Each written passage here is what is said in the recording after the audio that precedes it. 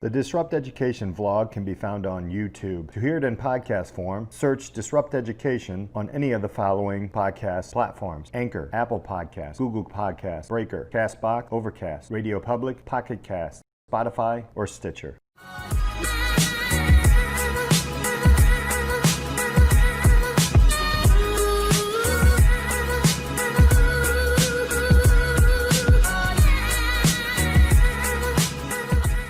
Welcome to this episode of Disrupt Education. I have the Pamela Roy here with us today. Thank you so much for being on the podcast, Pamela. I am so excited. You can call me Pam. Okay, yes. I am really excited to be here, and I love what you're doing. I love what you're about. I love the title of your podcast series and your hall pass and everything else. So I'm really thrilled to be here with you. Thank you. So let's jump in. Who are you and what are you about? That's a huge question. Where do you want to start? Yeah, well, you're asking someone who has been a work in progress here for a long time and learning as I'm going. My greatest teachers being my children. So I actually was married late. I didn't marry until I was 35. So I had my kids when I was in my late 30s, early 40s. And prior to that was a businesswoman, investor, real world experience of what was going on. And I suddenly have my kids who go into the education system and get taken away from me with all these things and busyness and things they have to do. And so I decided that this was not going to be a life for our family or for my children if they could not play. So the only thing I wanted was no homework. Yeah. So when they were in kindergarten, first and fourth grade, I found a for-profit alternative school with 3 classrooms, kind of like the micro schools that are getting, coming up today. Mm-hmm. And it was this little academy whose vision was to just expose them to write, no multiple tests, choice tests, no standardized. They just wrote a lot. They wrote a lot. They engaged. They played a lot. So anyway, so I kind of was one of those that was looking at all this busyness happening and thinking, this is not going to develop the skill set for my children. This is going to really depress them if they have to keep fitting into somebody else's example. So I started 14 years ago with this journey of kind of being I called it the salmon upstream, just going, whoa, this is not life. This is not preparing them for life. And when I grew up, of course, school didn't have the role that it had now. There wasn't the testing. There wasn't the finite answers. So, and we have a great family, big extended family. And my children's grandparents lived, just within a day's drive. And so we spent a lot of time with them. And the idea that my children couldn't be a part of their extended family because they were busy doing things was not an option. I wrote actually an article for the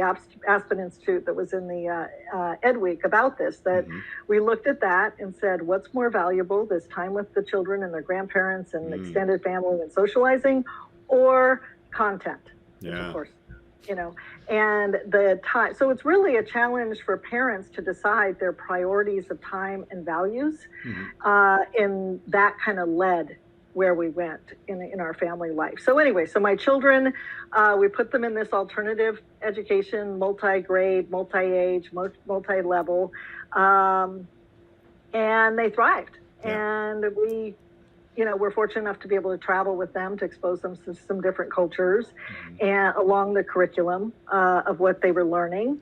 And it really was fun to watch them be engaged in their learning process.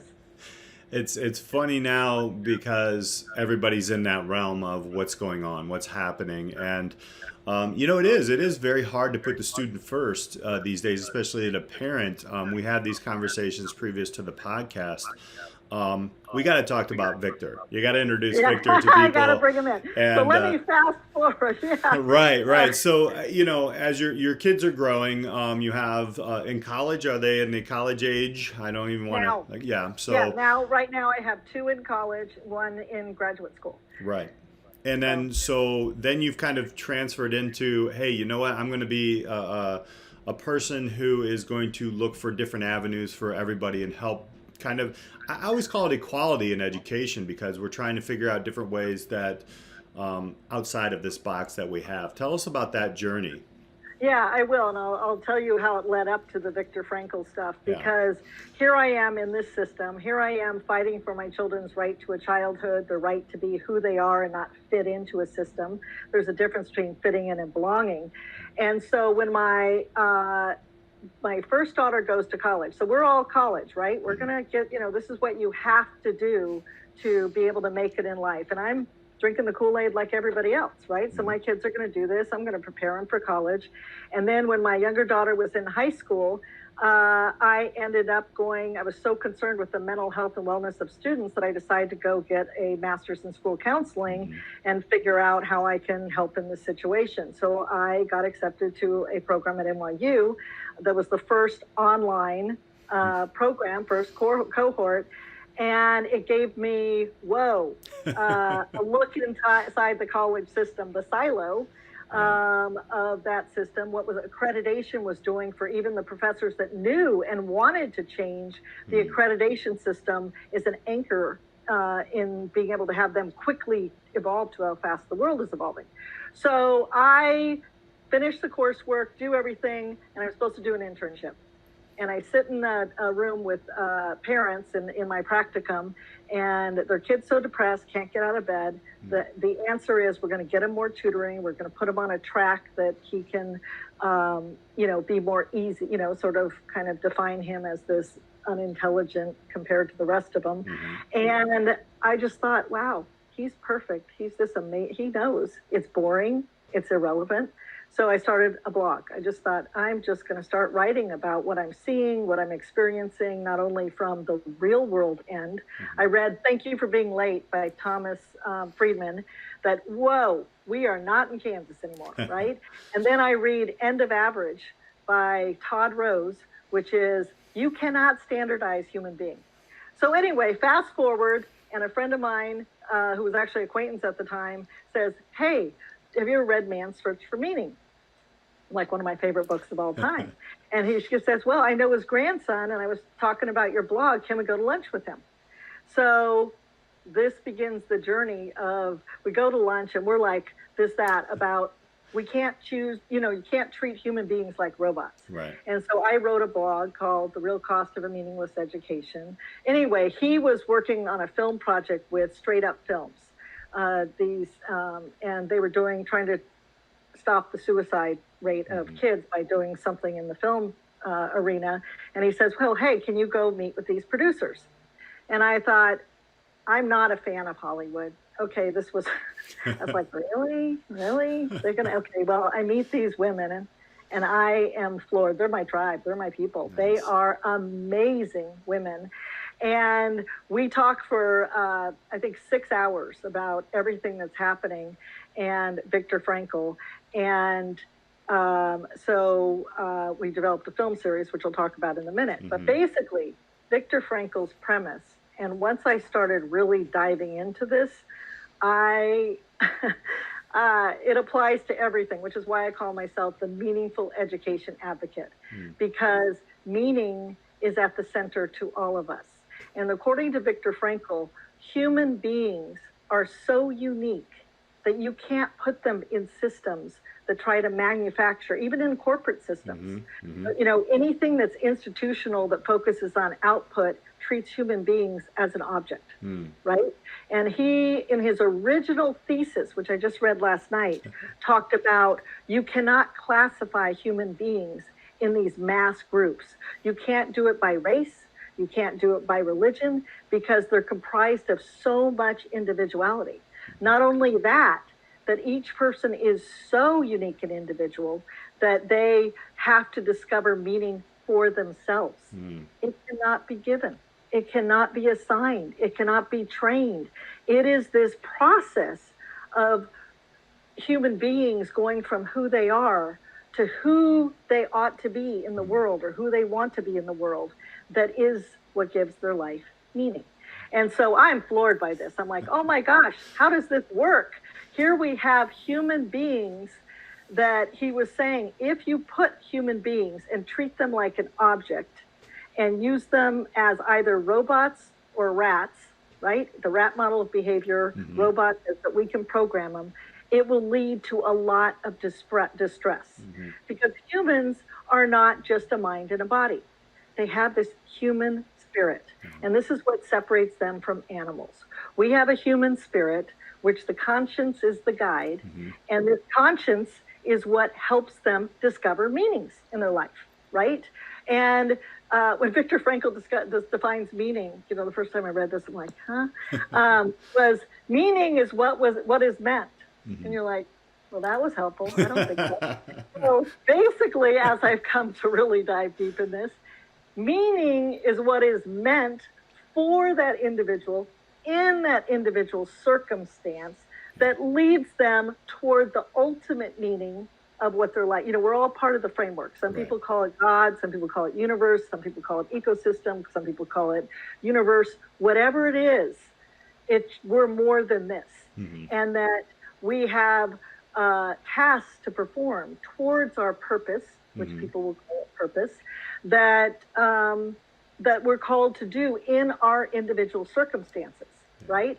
So when you take that, he was like, so if you put them into a manufactured system, he called it mechanistic system, industrialized system, which we started only doing 100 and some odd years ago, right?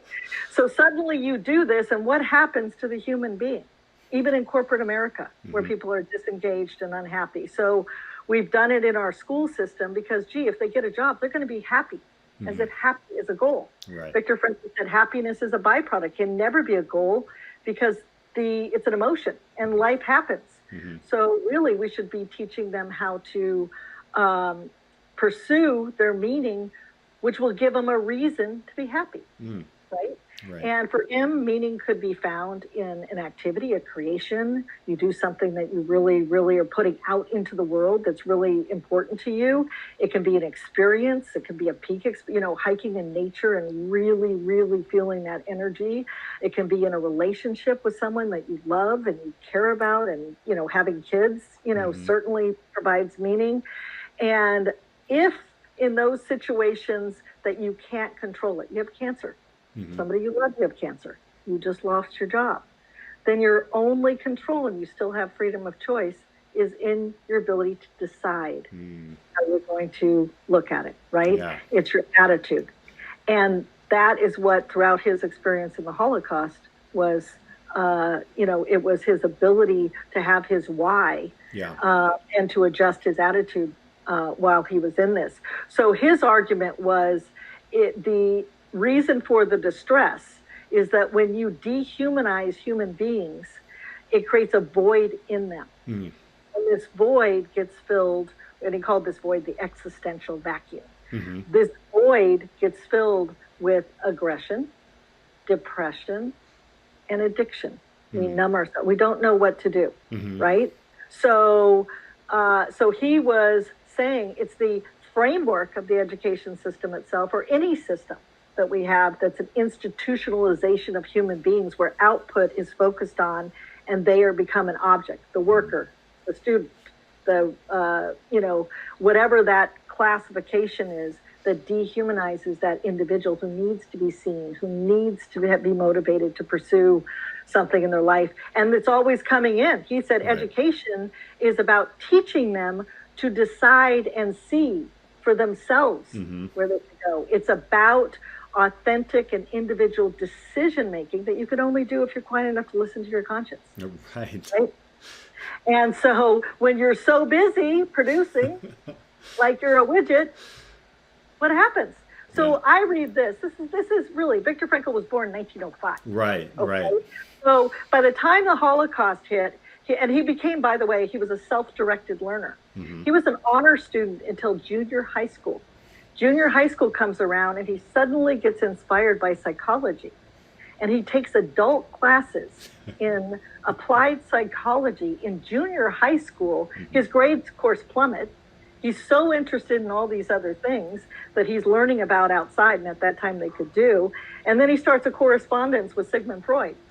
When he was a teenager in high school at age 16. Then he gets published, and then he goes, no, this isn't quite right. This is, people aren't just trying to pursue pleasure. Right. There's more, to them. And then he and Adler broke off from Alfred Adler, individualist psychology. And he's like, oh, this is good. And then he's like, no, this isn't good. So by 22, he's realizing that human beings need to have meaning. Their primary motivation for living is to discover meaning. And it's a discovery process, right? And so he starts writing his theory. He's a psychiatrist. He specializes in suicide patients. All his work is done in psychiatric hospitals, in suicide wards. He creates counseling centers for distressed youth when he was still a medical student. And he writes this theory that is called logotherapy, which is about healing for meaning, how you rehumanize human beings, how you can't reduce them to just a mind and body. And so he creates this book that is confiscated at Auschwitz. So he was 37 when he went into the Holocaust. People think he developed his theory in the Holocaust, but it actually was proven in there to him that his theories worked because it wasn't the strongest, the fittest, the whatever. It was the people who had their why, which is to live, that to the best of their abilities could survive. And so I'm a geek now. So I'm all over this. I have gone knee deep. I co-founded the Viktor Frankl Institute of America with his grandson, Alexander Vesely, who's a filmmaker and a logotherapist himself. I wrote a book, The Inspiring Wisdom of Viktor Frankl, a 21-day reflection book about meaning. He was such a technical person that it's hard to read some of he was a medical doctor. He talked to medical audiences and academics. And so it's to bring this essence of his philosophies and ideas to modern times. And so I have a best friend of 41 years. And she's like, Pam, let's do this together. This is going to be great. And she was inspired by it as well. So we wrote this book together. Her name's Maura Hummel. And it was great to write that with her, and now we're doing the film. So all this stuff really to kind of say, hey, we have to look at humans as human beings, not as objects, not as having the goal of just getting a job, and if you have money, you're going to be fine in life. Right. And I think that, and also that the world is finite. You just fill it in a bubble, and that's it. And Viktor Frankl was so worried about the ramification of this process, and he said this is going to lead to two things. Either people are going to have to conform to fit in because they won't know how to be different, or they're going to be susceptible to indoctrination or being told what to do by someone else because they don't know how to think for themselves. And education should be about them learning to think for themselves, make decisions, and proceed through life like that, based on their conscience, right? So they have freedom of choice, but they also have responsibleness, not responsibility, because sometimes that's contextual, but responsibleness to do what is right by humanity. And so you need both ends of that. It's interesting because in today's times, right? Like I remember I have a quote, and I'm sure it was said before, and it was like teach students before subjects, and we were talking about, okay, Simon Sinek's why. All these things are coming from Dr. Frankl. It's amazing. How many times do you hear something in today's world like that was written X amount of years ago? It's got to be. Yeah. So, and actually his basis came through philosophy. Right. He went on after he was went through the medical schools, specializing in psychiatry and neurology, and then he went back and got his PhD in philosophy. And so he calls himself someone who's been able to go through different schools, not only in academia, but real life through his experience. And I think that's what distinguishes him from almost any other person who has a psychology theory. And his theory is not just for psychologists. It's a philosophy of life, which is what was so appealing to Maura and I when we were writing that book, is, oh my gosh, really? It's amazing because also, as a young person, reaching out to Freud and doing these things and going deep into something because they're self-starters, self-learners. I don't really want to categorize, but that's just the term I'm going to use. But I think in education, one of the things that we see, and I just interviewed a 15-year-old who is in Europe, and he's just doing some amazing things. Also, I was involved in getting a young person who had a lot of challenges in the traditional system. We got him PSM1 certified because he really liked that. And it always comes to what you've just said. It always comes to somebody really understanding who they are, rather than fitting into a box, and then just going deep and having the freedom to do that. With all that being said, it's funny how we all get like amazed that there's a 10-year-old that did this, or a 15-year-old that did this, or even a 3-year-old that did this. It's mindset, right? It's all written here. So how do you visualize education going forward? That's a big question. It's a big question, and it's an exciting question, because when I was looking for my children to look at options in my area for something outside of this traditional system, I had like 3 choices, right? And all of them were whatever. Now there's 34 or 33 or 34 different charter schools. There's all these independent schools. There's the homeschooling, the unschooling. There's blended online programs. So I happen to be somebody who is super duper excited by what is happening in education, and even especially, are you familiar with big picture learning? Yes. Yeah. Yeah. So phenomenal program that starts with honoring the individual and putting them in real world context with an advisor. So the components of learning are 3. Interest, number 1, which is why the kids are bored, right? It has to be interesting and relevant to them.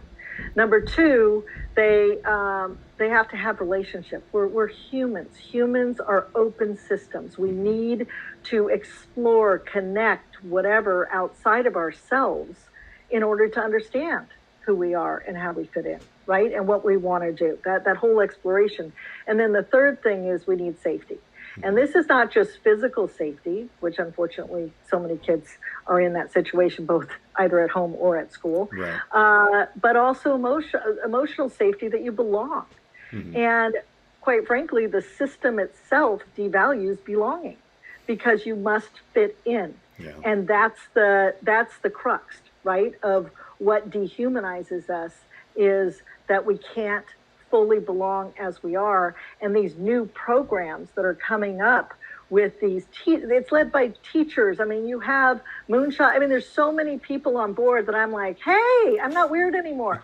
I mean, it is so exciting to see what's happening. And then, and parents know it, they just didn't know what to do. And this nostalgia and this feeling like, well, I did that and it worked for me, but it was a different era. It was a different area, and it really never worked for everybody, quite frankly, especially those who are, I don't want to use my word minority, because they're not. They're people of color, and they're people that can be empowered and valuable contributors to society, and we've literally institutionalized them in a different way. And so how do we break that up as parents? How do we decide that that we have a role in this, and we don't turn it over to an institution who's going to prepare our kids for life, which, guess what, didn't work, right? We're doing a terrible job, if I can say that loud, terrible. Historians will not be kind to us, okay? We have tried to treat our kids like they are programmable objects rather than unique human beings. And I think that as parents, when parents say, well, what do you think I should do? What should I do? I'm like, first of all, you get a life, because the only thing you can do is model for your children. And Viktor Frankl said this. The professor had asked him, well, how do the professors, teach the kids values and teach them these things? He says, you can't teach values. Values have to be lived. They learn through living. And so you can hopefully inspire it. You can hopefully create the environments that allow it, but you can't impose it on somebody else, because even though our kids are, this is the poem I have about children on my website, which is, kids are through us. They're not ours. They belong to life itself. They belong to the future of life. They are unique individuals, even though they came through us. Okay, so if we start looking at our kids like that, then get a life is one piece of advice. The other piece of advice is be the learner. Who is this child? How do I create the environment? Alexander Den Heiser has my favorite quote, which is, when a flower is not blooming, we don't focus on fixing the flower, we fix the environment the flower is located in, okay? All our kids are not, they're roses and dandelions and orchids and whatever, okay? How do we create the soil and the richness and allow the things that are going to happen in a garden that you have no control over, the weather, the pesticide, how do we just create as best an environment as we can that allows them to become whatever flower they are, and that we honor that, and we teach them to honor other flowers, right? Because the ecosystem isn't what we've done to our environment by having 5 kinds of farming crops. We need this, the earth needs this multi-species biome that is how we coexist. So how do we do that? But I see so many exciting changes. I am even looking at these micro schools, right? Yeah. So when you can't turn it over, and you can't silo your kids to go into the next silo, because those systems are broken down, right? Right. And the responsibility can't be handed over because you're in your home and in your community. What do? You band together. So now we have micro schools where people are like, okay, I'm going to get together with a couple other families, and I'm going to keep my 10 to make sure I don't get the exposure too much. And I'm going to be the guide on the side, not the sage in the stage, right? Yeah. Because we can't keep up with the content. Right. Even if you sent every teacher out into the world, number one, they would only know their area. But number two, by the time they're back, it's done. Right. The contents, it's changed so fast. I mean, we already have a new system. So how do we guide that? And this is, again, the programs like Big Picture Learning, like there's so many. Do you follow Tom Vander Ark with Getting Smart, where he talks about all these exciting programs, the Iowa Big program he was talking about, and you have Education Reimagined that is highlighting all these schools. So these models, the thing is, and I just have a blog I reposted, we have a generation of students that are caught between two worlds. So we have this old structured corporate economy, institutionalized systems that we've had for a long time. Well, now with the advent of the internet and globalization, those systems are crumbling. And the new ones are just now being formed by all of us who are out there going, hey, we got to come up with new solutions, and we can't turn it over. This isn't a policy. This is a grassroots effort of honoring each and every individual child, and they're just now getting formed. So we're all in this in-between messy stage with our kids that 20 years from now we'll be going, phew, can't believe we made it through that, right? But the only way is, again, the Viktor Frankl premises. His premise is for logotherapy and finding meaning is that there's meaning always. There's always meaning in all conditions, all circumstances. Yeah. Number two, we are motivated to find as human beings, we are motivated to find meaning. And then the third thing is that, so we have the freedom of choice at all times, even if it's the choice of our attitude. So you have these principles, and we are beginning to awaken to this. And but we've decided that homeostasis, just making everything where kids don't have tension in their lives and de-stressing. But guess what? In the spirit, the goals, the setting of goals, it has to have tension. Yeah. It's what propels us forward. It's what evolves us as a species. Okay? So it's so exciting. I mean, I'm having a ball with it because it was like all of a sudden my intuition as a mom, my intuition as a person, as I'm watching my kids go through these systems, that I was like, whoa. And then now to be able to take that messaging and bring it to a modern audience, which is the purpose of the Viktor Frankl Institute of America, the films I'm doing, the book. Yes. The book will be out next month. Yeah. But August. then comes this film series, Yeah. which is based on, Viktor Frankl, an abnormal reaction to an abnormal situation is normal behavior. So we're medicating our kids to stay in the system. We're diagnosing them, labeling them, everything. So their reaction to this, we're trying to solve for. Right. But we're not looking at the situations that are driving the reactions. They're normal. Yes. Okay. Yeah. Many of these are normal. You were stressed out when you feel trapped, when you are hopeless, when you do not feel like you feel like you're an irreplaceable object, not a person who has an irreplaceable role in life. Okay. So this film series is all about that, Meaning and Madness, that's coming out that Yes. the first one is about education. I got to tell you, I'm super excited about this. We had this conversation. We know somebody who is knighted, who is a huge fan, is involved in this. But yeah, go deep into that as much as you can, because it's in its infant stages. I'm really excited about this. Yeah, tell the audience about this. Yeah, so we had Sir Ken Robinson join our team, and it's super. I mean, number one, a thought leader, but not only him, his daughter, Kate, and she has an Evergrey. Her story is so inspiring. She is equally as impressive in her story of being in the system as a youngster. Not youngster, a teenager, and her parents actually pulled her out of the system when she was 16, allowed her to be who she was, recognizing what was happening in that system. So I have such admiration, even more if it's possible, because he gave me validation as a parent. Right. I thought, gosh, again, the whole time when you swim upstream from what everybody's doing, you're kind of like, this is what my gut's telling me. This is what I believe.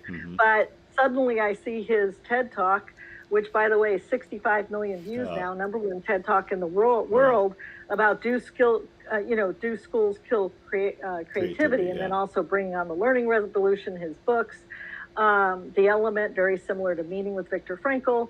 And so, wow. Just how fun is that? And so, so we're in the infant stage of the film. The film was just, the first film was on education and the system itself, and, the impact that is having on students everywhere, using the principles of and it's not a cure-all. Logotherapy is not a cure-all. Right. It is just a process for those who are suffering through, because there's many people who need different kinds of help. So I do want to put that caveat in here that this is not do this and it's fine. I mean, there's other factors and things that affect children, but it is hope. It is hope. And so the premise of this is to say, hey, if we begin to look at them as individuals, if we begin to honor them, we begin to teach them to listen to themselves and make decisions and to challenge, right? I mean, our education system is predicated on conformity, compliance. You can't even go to the bathroom without raising your hand, right? And individual achievement. Everybody is your competitor. And yet throughout human history, and we're seeing this now in so many research that's just saying, wait a minute, we got it wrong. That whole Darwin thing, he uses the word love so many more times than fittest. The fittest is actually, there was just a research study I saw the other day that was pretty interesting, that it really was those who could collaborate best to survive. Right. Those who were the ones who were able to collaborate to move our species forward and evolve, and how that works in different species as well.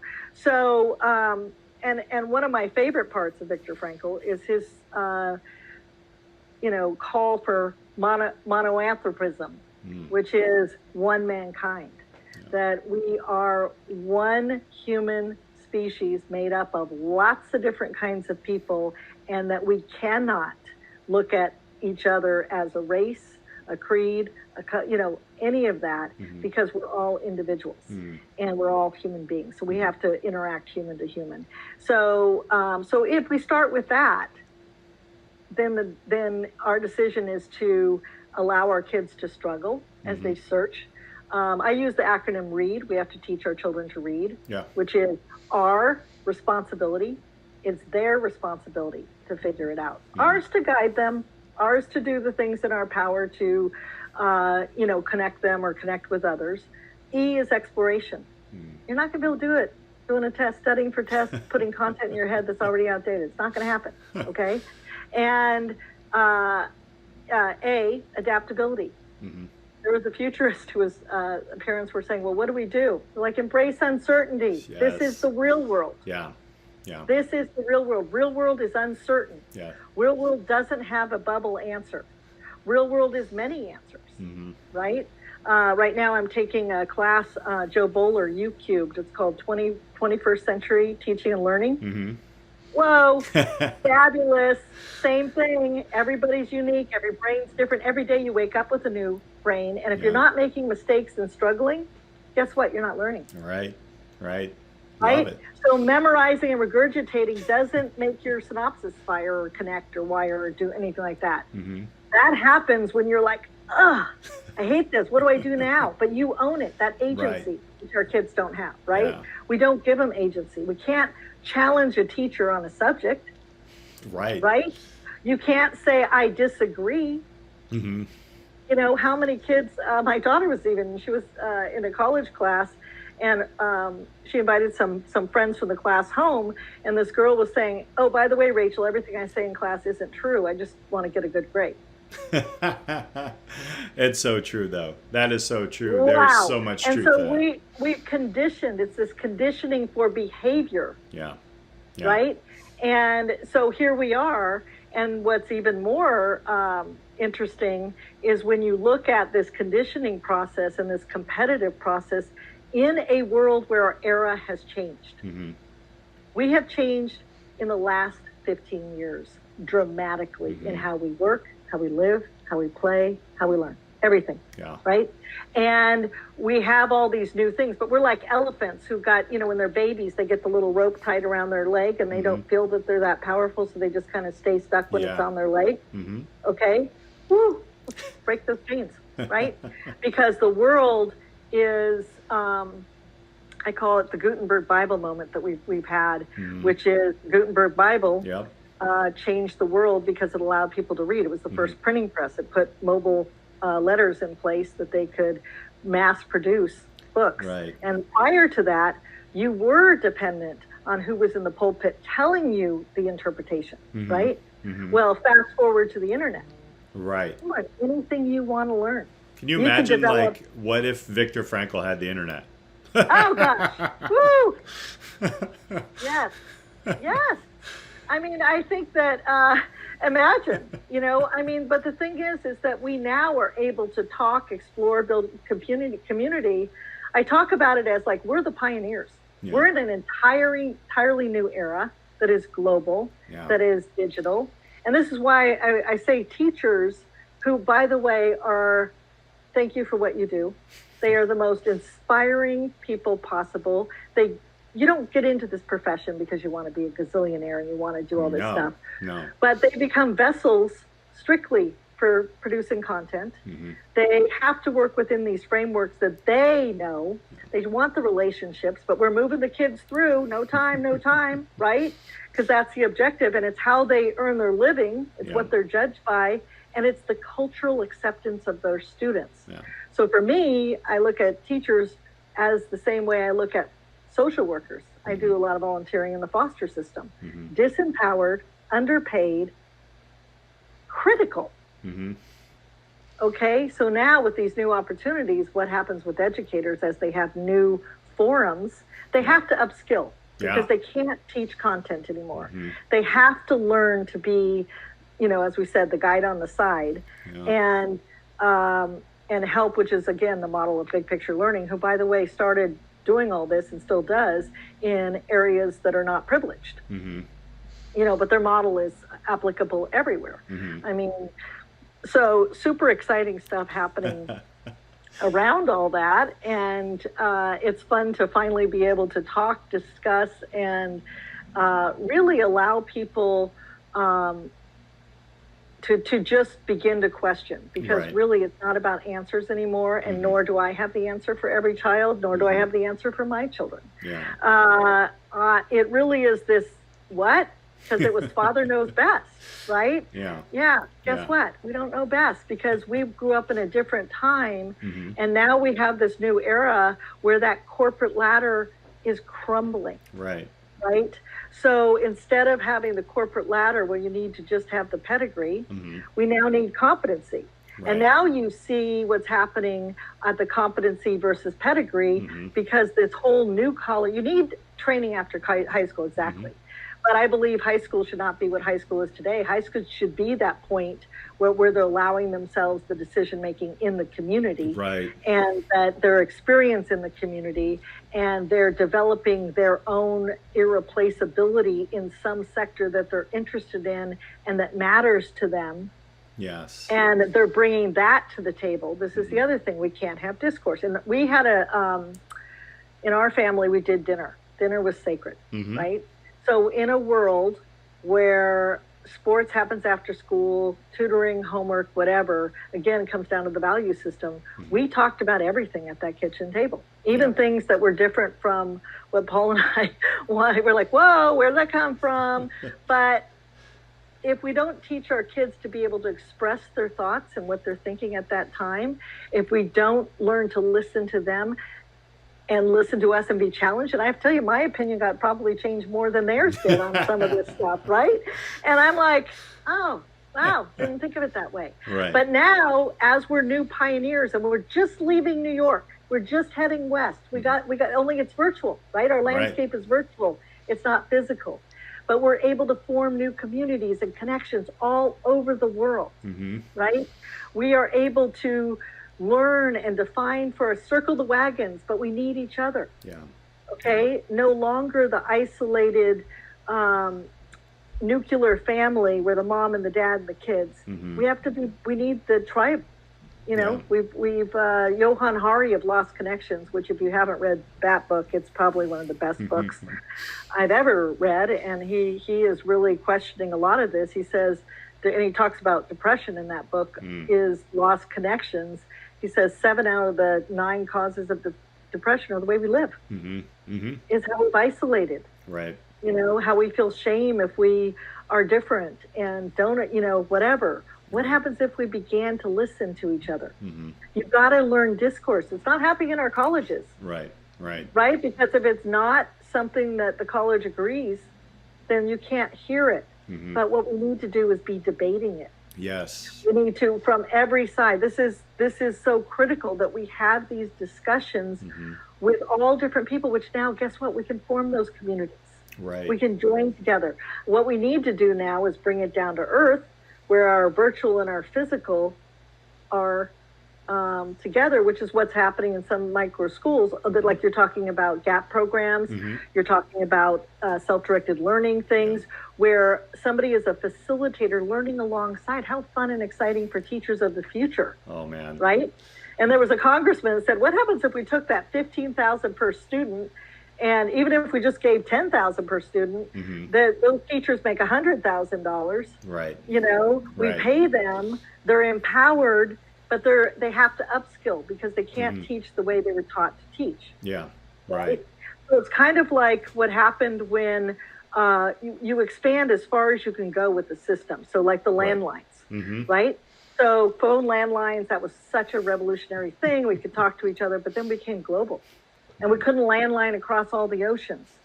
So what did we do? We did not double down on landlines. We started a new system called the cellular network, right? Based on the new technology. And that's where we are right now. We've got to build this cellular network of educators and learners and community and business people, so that everybody can be empowered. Right. The Christensen Institute, there's I'm so sorry, I forgot the guy's name. He wrote a book, it's called The Prosperity Paradox, where they studied a lot what was going on in Africa. And just giving people food and saying that eradicates poverty doesn't solve it. We need to empower prosperity. We need to empower people to learn. And now we have all these systems that are democratizing education that are allowing anyone to learn anything at a relatively low cost, or to utilize that as a framework for helping other people learn. Yes. We just, Tim Salau, Mr. Future of Work, he has the Guide app, which is, he's fabulous. Yeah. And it is all about that. It's all about these small bite-sized learning pieces from creators. And then it's $120 a year. Yeah. You know, and you have Udacity. You can learn all these incredible stuff for, you know, I don't know what the fees are now, that are new collar, right? This whole idea is a 4-year degree for computer science. Okay, you're outdated. Yeah, right. Right? So there was a study by a guy, David Deming, out of Harvard, and he studied the STEM majors over the past, 10, 15 years. And he does this study, and he's like, gosh, they come out, they're making $69,000 average compared to $47,000 for your, average piece of paper. But within a few years, their income drops, and within 10 years, 58% are out of the industry. Why? Because you've got to upskill. You got to have those skills. Right. It's changed too fast. So there's exciting stuff happening there too. There's another guy out of, just so much. I mean, oh gosh, I can go on and on. Well, I mean, it's wonderful because I think we met and I've been doing Disrupt Education for about 5 years now. As a matter of fact, I was lucky enough to go to Switzerland and see Sir Ken Robinson speak in a education forum in Davos, and that's where it all started. It started with design thinking, and the question was simple to students or young people. They were, what would you want your school to look like? And through all of these things, you're right. I love the fact that all of us are getting together and we're trying to, how is this going to morph? And there isn't one all be all. There's several different pieces because we're all human. I love the messaging. I cannot wait to see this thing come out. I don't know when it's going to come out. Your book comes out in August 2020. But I do want to give, as we start to wrap up here, I want to make sure that we give people a place to find Pam Roy's blog. And you and how, because I know we have several, even my own family where, change is tough. We're having these conversations with our kids. I have a child in middle school and a child in high school, and they're upset, and this change, and how do people, because your blog, it really is really a kind of, it's not, an instruction guide, but it gives you options to take a look at these different angles. Where can people find you, Pam? Yeah, so it's Pam Roy Blog. .com is that, and then I'm, Facebook. I have Pam Roy Blog Facebook page where I regularly post articles about all kinds of alternative different schools and learning, and exciting stuff that's happening with kids who are graduating high school with a AA degree, a skill, because they're marrying both the educational piece and the real world piece. I think the thing is today we need the honoring the human, the individual, self-directed, as well as the real world exposure that all of us need to mentor up. Yeah. So Pam Roy Blog, and then I also have a podcast queued up with Ziz and Pam, and it's about where we just started having conversations, and now we've just started actually this week inviting people to have more conversations about it. But so really, that's it, and it's just about being a part of the conversation. I call myself the pebble in a pond. My job is just to kind of throw it out there and give food for thought, respecting that every house is different.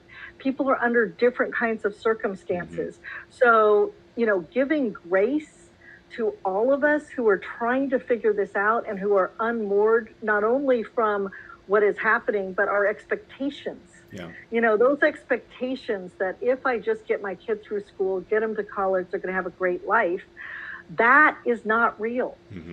And we have to blow that up, because the reality on the ground is that long trajectory. I wrote a blog about this, the dollars and cents of college, which is starting when they're in preschool, which, by the way, 1 million kids under the age of 5 are medicated for anxiety, all the way through the system that keeps structuring them, and then all the way through the college thing. So it's a long, costly, test prep.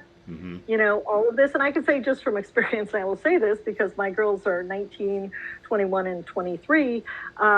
They were average students. They didn't take a lot of AP classes. My first one took one senior year. My last one was like, all my friends are doing it, I got to do it. I'm like, fine, but you know what? You still got to be out doing, you know, dinner with the, you know, grandmas and, you know, out in the community working a job or whatever. And, you know, if you want to take it, okay. So, you know, I've had to adjust for each one, but I'm like, it's standardized testing. You know, and so it's just honoring them. And as they're trying to fit into society and they're trying to fit in with their friends who are all drinking the Kool-Aid too, and they don't want to be different. Like, Mom, don't talk about education with your parents, please. You know, and I'm like, I got to do it, man. I'm an evangelist. I'm like, hello, people, you know, because I care so much about the kids. My motivation is, you know, the health and wellness of all, but particularly youth. And really what came to light was the I worked with foster youth. We volunteered a lot with foster youth. And I'm like, gosh, only less than 3% go to college. How are they going to do this? And, you know, depressed, medicated, anxiety, stuck in a system that they can't get out of. And then all of a sudden at the higher income higher achieving schools, they're now considered at risk. Sunia Luther does these studies where she was going to try and solve for the poverty, found out that they are higher risk of anxiety, depression than kids that are living in poverty because they have no control over their lives. Right. Okay, so all our kids are at risk, right? I mean, that's not to say that there's not a population right now in terms of people of color that is not the one we're, you know, whatever. I'm just saying that I believe that we have to look at this system and what it's doing to all our children that I hope benefits and raises everybody up with particular emphasis in these areas that have been left behind. So. Nothing like a pandemic and a social justice and an election all at the same time to disrupt the whole entire education system, right? That's what it's 2020. Pam, I want to thank you so much for being here with us on Disrupt Education. The book comes out in August, so it's coming soon. And the film probably early next year. Awesome. Yes, film next year. We will definitely have another podcast there on that. Can't wait to see that. Thank you so much for hanging out with us today on Disrupt Education. Loved it. Loved talking about it. Thank you so much, Peter. All right. Thank you so much, listeners. We'll be back next time on Disrupt Education.